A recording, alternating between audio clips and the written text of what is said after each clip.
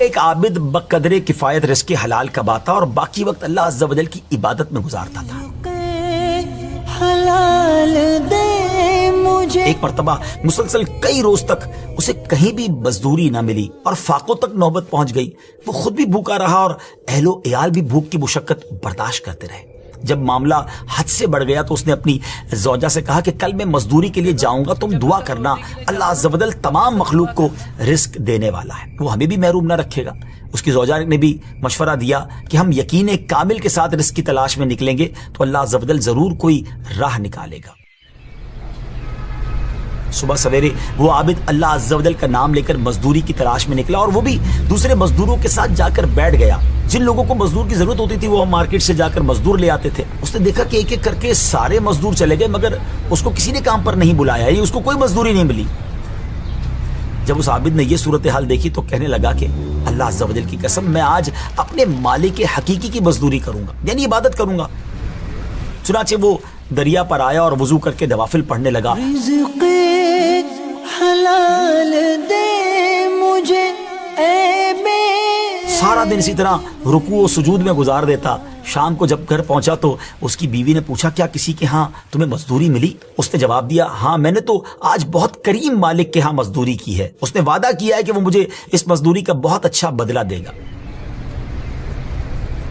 دوسری صبح دوبارہ یہ عابد مزدوری کی صف میں کھڑا ہو گیا، کسی نے اس کو مزدوری کے لیے طلب نہیں کیا، باقی لوگوں کو وہ لے جاتے گئے، پھر اکیلا رہ گیا۔ اب اس نے سوچا کہ پھر آج میں اللہ عز و جل کی عبادت کروں گا۔ پھر دریا کنارے جا کر عبادت کرنے لگا اور جب شام واپس گیا تو بیوی نے پوچھا کہ آج تمہارے مزدوری تمہیں ملی، کچھ پیسے لائے؟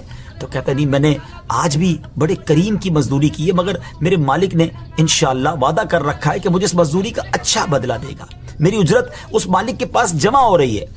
اب فاقوں کی ماری زوجہ ہے، گھر والے میں بھوک ہے، وہ یہ بات سن کر جھگڑنے لگی شوہر سے کہ کئی دن سے فاقے چل رہے ہیں، بچوں کی حالت ایسی ہو گئی ہے کہ دیکھی نہیں جاتی، ہم میں سے کسی نے بھی کئی دنوں سے ایک لقمہ نہیں کھایا اور تم جس مالک کے یہاں مزدوری کر رہے ہو اس نے تمہیں آج بھی تمہاری اجرت نہیں دی ہے، اس طرح کیسے گزارا ہوگا؟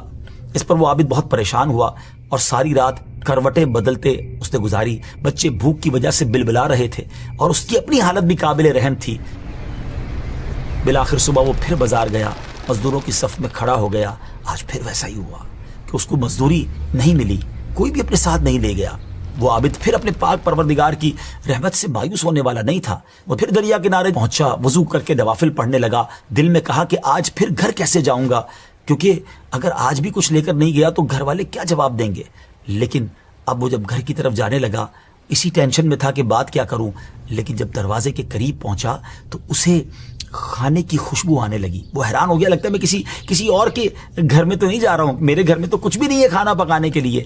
لیکن جب دروازہ کھٹکھٹایا تو گھر کے اندر خوشی کا سما تھا، گھر والے خوشی سے باتیں کر رہے تھے۔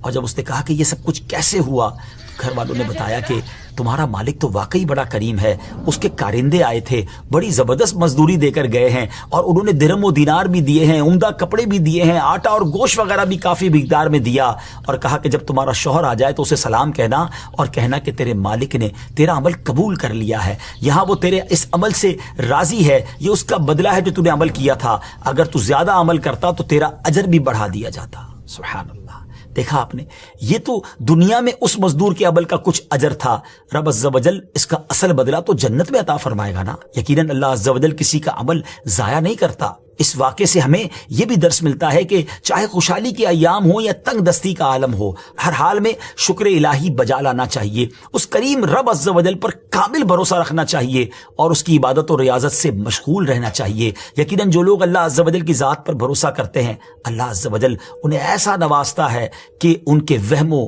گمان میں بھی نہیں ہوتا۔